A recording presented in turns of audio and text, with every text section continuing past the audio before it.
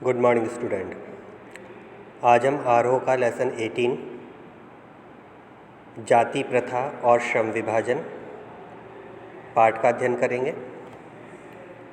प्रस्तुत पाठ के जो लेखक हैं वो हैं भीमराव अंबेडकर जी। प्रस्तुत पाठ में लेखक ने श्रम विभाजन और जाति प्रथा पर अपने विचार प्रकट किए हैं। श्रम विभाजन और जाति प्रथा डॉक्टर भीमराव अंबेडकर जी द्वारा लिखा गया प्रसिद्ध निबंध है। लेखक कहते हैं कि आज के समय में भी जाति प्रथा के समर्थकों की कमी नहीं है। लेखक का ऐसा मानना है कि आज वर्तमान में भी ऐसे लोग विद्यमान हैं जो जाति प्रथा का समर्थन करते हैं, अर्थात वह लोग जाति प्रथा में विश्वास रखते हैं। जाति प्रथा तो आप लोगों को पता होगी ना कि हमारा समाज विभिन्न वर्गों में बटा है, विभिन्न जातियों में बटा है, ठीक है। जैसे ब्राह्मण, वैश्य, क्षत्रिय, शूद्र और उसके बाद फिर जातियों में बटा हुआ है, अलग अलग जातियां हैं उनमें भी। तो इस प्रकार से ये जाति प्रथा के आज भी बहुत से लोग समर्थक हैं, ऐसा लेखक का मानना है। समर्थन का यह आधार माना जाता है कि आधुनिक सभ्य में कार्यकुशलता के लिए श्रम विभाजन को आवश्यक माना जाता है। तो लेखक कहता है जो जाति प्रथा के समर्थक लोग हैं वह लोग इस बात की पुष्टि इस बात से करते हैं कि यदि हमें एक आधुनिक और सभ्य समाज का निर्माण करना है और कार्यकुशलता करनी है तो श्रम विभाजन को करना ही पड़ेगा, अर्थात हमें श्रम का विभाजन करना ही होगा। तो लेखक कहता है कि जाति प्रथा श्रम विभाजन के साथ ही साथ श्रमिक विभाजन जो अस्वाभाविक है उसे भी करती है। तो जो उसके समर्थक हैं, जो मानते हैं कि एक सभ्य समाज के लिए श्रम का विभाजन करना आवश्यक होता है, तो लेखक कहता है कि मैं भी मानता हूँ कि एक सभ्य समाज के लिए श्रम का विभाजन आवश्यक है। किंतु भारत में यह समस्या है कि यहाँ श्रम का विभाजन जाति के विभाजन को प्रदर्शित करता है, अर्थात यहाँ पर जातियों के अनुसार श्रम का विभाजन किया जाता है। श्रम यानी कार्य, जो यहाँ कार्यों का विभाजन होता है, लोगों को कार्य दिया जाता है, उसे उनकी कार्यकुशलता के आधार पर ना दे करके जाति के आधार पर बांटा जाता है। लेखक कहता है कि इसी बात का मैं खंडन करता हूँ। सभ्य समाज में श्रम विभाजन आवश्यक है, परंतु श्रमिकों के विभिन्न वर्गों में अस्वाभाविक विभाजन किसी भी देश में नहीं है। वो कहता है लेखक यानी अंबेडकर जी कहते हैं कि सभ्य समाज में श्रम का विभाजन आवश्यक है और यह बहुत से देशों में है, इसमें दो राय नहीं है। सभ्य समाज में श्रम विभाजन जरूरी है, मैं मानता हूँ, परंतु भारत की तरह अन्य देशों में यह विभाजन अस्वाभाविक नहीं है। जबकि भारत में जो श्रम का कार्य का विभाजन किया जाता है वो अस्वाभाविक है, क्योंकि भारत में जाति प्रथा को श्रम विभाजन का रूप माना जाता है, अर्थात यहाँ व्यक्ति की जाति देखकर उसे कार्य करने के लिए कहा जाता है। यह व्यक्ति की व्यक्तिगत रुचि पर आधारित नहीं है, जबकि अन्य देशों में जो श्रम विभाजन है वो व्यक्ति की रुचि के अनुसार है, अर्थात कोई व्यक्ति जो कार्य करना चाहता है उसको वही कार्य दिया जाता है और उसे करने दिया जाता है अन्य देशों में। लेकिन भारत में जाति के अनुसार कार्य बांटा जाता है। उदाहरण के तौर पर कि जैसे धोबी का बच्चा है तो लोग सोचते हैं कि वो भी धोबी ही बने, वो भी धोबी का कार्य करे। भारत में सबसे बड़ी समस्या क्या है? भारत में सबसे बड़ी समस्या है कि यहाँ पर मनुष्य की रुचि का ध्यान ही नहीं रखा जाता। हो सकता है वो धोबी का बच्चा इंजीनियर बनना चाहता हो, डॉक्टर बनना चाहता हो, टीचर बनना चाहता हो, कोई व्यापार करना चाहता हो, लेकिन नहीं, हमारे देश में उसे सिर्फ धोबी का काम करने की इजाज़त दी जाती है। तो इस प्रकार से वो कहते हैं कि भारत में जो श्रम विभाजन है वो जाति प्रथा को ही प्रदर्शित करता है, वो सही और उचित नहीं है। वो कहते हैं, अर्थात लेखक कहता है, मनुष्य की क्षमता या प्रशिक्षण को यहाँ पर दरकिनार कर दिया जाता है। उसे उसके पेशे को निर्धारित करती है उसकी जाति। जाति प्रथा पेशे का दोषपूर्ण पूर्व निर्धारण ही नहीं करती, बल्कि मनुष्य को जीवन भर के लिए एक पेशे में बांध देती है।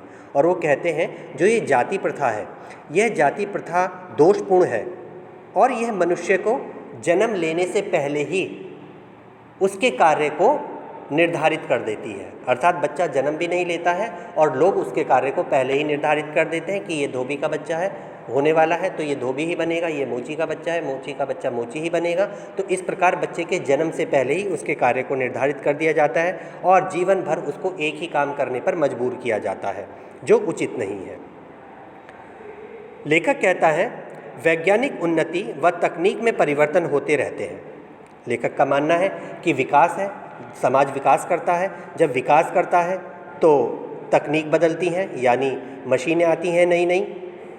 जाति प्रथा के कारण मनुष्य उन तकनीकों से अनभिज्ञ रह जाता है, वो उन्हें सीख नहीं पाता और वह अपना पेशा नहीं बदल पाता।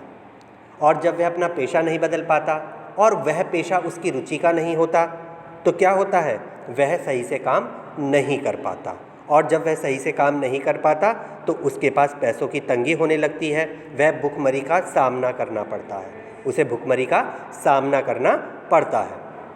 इस प्रकार जाति प्रथा गरीबी और उत्पीड़न का कारण बनती है, क्योंकि यह मनुष्य की स्वाभाविक प्रेरणा, रुचि व आत्मशक्ति को दबाकर उन्हें अस्वाभाविक नियमों में जकड़कर निष्क्रिय बना देती है। अब इसी पार्ट में इनका दूसरा अपना एक टॉपिक है, मेरी कल्पना का आदर्श समाज। ठीक है, तो अंबेडकर जी ने इसमें बताया है कि वो आदर्श समाज के बारे में क्या सोचते हैं, एक आदर्श समाज कैसा होना चाहिए। तो अंबेडकर जी ने कहा मेरी कल्पना का आदर्श समाज जो है उसमें स्वतंत्रता, समता और बंधुत्व का भाव होना आवश्यक है। अर्थात कि मेरी कल्पना का आदर्श समाज में लेखक ने बताया है कि आदर्श समाज स्वतंत्रता, समता और बंधुत्व भाव पर आधारित होगा। किसी भी आदर्श समाज में इतनी गतिशीलता होनी चाहिए जिससे कोई भी वांछित परिवर्तन समाज के हर व्यक्ति तक पहुँचे। ठीक है, तो क्या कहना चाहता है लेखक? लेखक कहना चाहता है कि मैं एक ऐसे आदर्श समाज की कल्पना करता हूँ जिसमें स्वतंत्रता हो, समता हो और बंधुत्व हो। ये तीनों चीज़ें होनी चाहिए एक आदर्श समाज में। स्वतंत्रता यानी प्रत्येक व्यक्ति को अपने अधिकारों के लिए स्वतंत्रता मिलनी चाहिए, उसे अपना पेशा चुनने की स्वतंत्रता होनी चाहिए, उसे पढ़ने लिखने की स्वतंत्रता होनी चाहिए, उसे कहीं भी आने जाने की, रहने की स्वतंत्रता होनी चाहिए। समता यानी सबको समान अधिकार मिलने चाहिए, सब में समानता का अधिकार हो। अर्थात अगर कोई भी परिवर्तन समाज में हो तो वह परिवर्तन हर व्यक्ति तक पहुंचना चाहिए, तभी समानता का भाव होगा। बंधुत्व यानी सबके हृदय में सहृदयता हो, बंधुत्व का भाव हो, यानी सब एक दूसरे को मित्र समझें, एक दूसरे को अपना माने। इस प्रकार की ये तीनों चीज़ें उनके आदर्श समाज में होनी चाहिए। लेखक कहता है कि जब समाज में कोई परिवर्तन हो तो वो हर व्यक्ति तक पहुँचे, यानी समाज के हर तबके तक पहुँचना चाहिए। समाज के बहुविध हितों में सबका भाग होना चाहिए, यानी जो भी अच्छे हितों के लिए कार्य हो रहे हैं उनसे सभी लोगों का हित होना चाहिए, ना कि किसी एक ही वर्ग का हित होना चाहिए।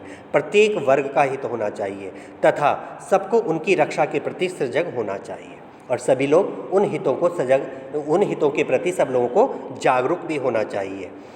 यही लोकतंत्र है। और वो कहते हैं लोकतंत्र भी सही मायने में यही है कि जब सभी लोग अपने अपने अधिकारों की रक्षा के प्रति सजग रहेंगे और लोग एक दूसरे के प्रति भी सजग रहेंगे।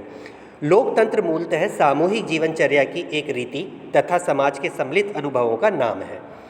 समाज में आवागमन की स्वाधीनता, जीवन तथा शारीरिक सुरक्षा की स्वाधीनता के अर्थों में स्वतंत्रता प्राप्त होती है। वो कहते हैं कि समाज में आने जाने की, यानी भारत के कहीं भी हिस्से में आने जाने की इंसान को स्वतंत्रता दी गई है।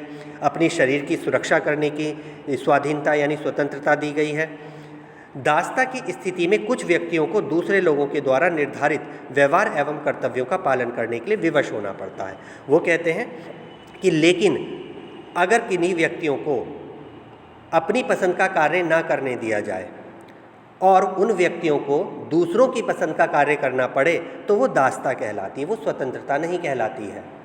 मान लीजिए कि मैं हूँ मैं डॉक्टर बनना चाहता हूँ, लेकिन मेरी जाति के अनुसार मुझे डॉक्टर बनने की परमिशन नहीं दी जा रही है, मुझे नहीं बनने दिया जा रहा है, अवरोध लगाए जा रहे हैं और मुझे मजबूरन कोई अपना जो पुश्तैनी काम है मुझे वही करना पड़ रहा है, तो यानी मैं अभी भी गुलाम हूँ, मैं अभी भी दास्ता में जकड़ा हुआ हूँ।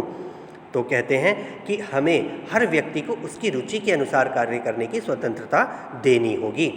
जाति प्रथा की तरह ऐसे वर्ग होना संभव है जहाँ कुछ लोगों की अपनी इच्छा के विरुद्ध पेशे अपनाने पड़ते हैं। तो कहते हैं कि बहुत सी जगह ऐसी हैं जहाँ अपनी इच्छा के विरुद्ध इंसान को काम करना पड़ता है। फ्रांसीसी क्रांति के नारे में समता शब्द लोगों के बीच में आए। मनुष्य की क्षमता 3 बातों पर निर्भर करती है: शारीरिक वंश परंपरा, सामाजिक उत्तराधिकार, मनुष्य के अपने प्रयत्न। तो लेखक मानता है कि मनुष्य की जो क्षमता होती है, समानता होती है, वो 3 बातों पर निर्भर करती है। एक तो शारीरिक वंश परंपरा कि शरीर से अपने वंश पर जाता है व्यक्ति शारीरिक तौर पर। दूसरा सामाजिक उत्तराधिकार, यानी हमें कुछ अधिकार मिलते हैं अपने पूर्वजों से, उन अधिकारों के द्वारा। और मनुष्य के अपने प्रयत्न। और थर्ड जो है वो मनुष्य के अपने प्रयत्न होते हैं जिससे वो समानता प्रकट कर सकता है। इन तीनों दृष्टि से मनुष्य समान नहीं होते।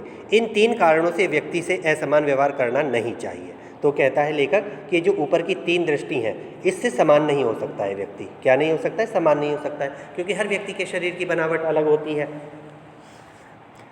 सामाजिक उत्तराधिकार भी अलग हो सकता है कुछ परिवार अमीर होते हैं, कुछ परिवार थोड़ा मिडिल क्लास के होते हैं, कुछ लोग बहुत गरीब तबके के होते हैं। तो हम कैसे कह सकते हैं कि सब समान है? इसलिए समान नहीं, सब अलग अलग होते हैं। मनुष्य के अपने प्रयत्न, और मनुष्य अपने प्रयत्नों द्वारा भी समानता को अलग परिभाषित कर सकता है कि एक गरीब व्यक्ति अपनी मेहनत से, अपने प्रयास से अमीर बन सकता है। ठीक है ना? तो आगे लेखक कहता है, लेखक का मानना है कि समाज को यदि अपने सदस्यों से अधिकतम उपयोगिता प्राप्त करनी है तो यह तो संभव है जब समाज के सदस्यों को आरंभ से ही समान व्यवहार उपलब्ध कराया जाए। तो कहते हैं कि यदि हम अपने समाज के लोगों से ज़्यादा उपयोगिता चाहते हैं, उनके श्रम का ज़्यादा से ज़्यादा उपभोग करना चाहते हैं और चाहते हैं कि उनके कार्य से समाज में विकास हो, तो हमें क्या करना होगा? हमें आरंभ से ही सब लोगों के साथ एक जैसा व्यवहार करना होगा, यानी समान व्यवहार करना होगा, और सभी लोगों को समान अवसर उपलब्ध कराने होंगे, चाहे वह किसी भी जाति का हो, चाहे किसी भी धर्म का हो। हमें सभी व्यक्तियों को समान अवसर उपलब्ध कराने होंगे। लेखक का कहना है कि राजनेता को अनेक लोगों से मिलना होता है। वह हर व्यक्ति से समान व्यवहार करता है। वह सबसे समान व्यवहार इसलिए करता है कि वर्गीकरण व श्रेणीकरण संभव नहीं है। अतः समता काल्पनिक वस्तु नहीं है, बल्कि व्यवहारिक भी है।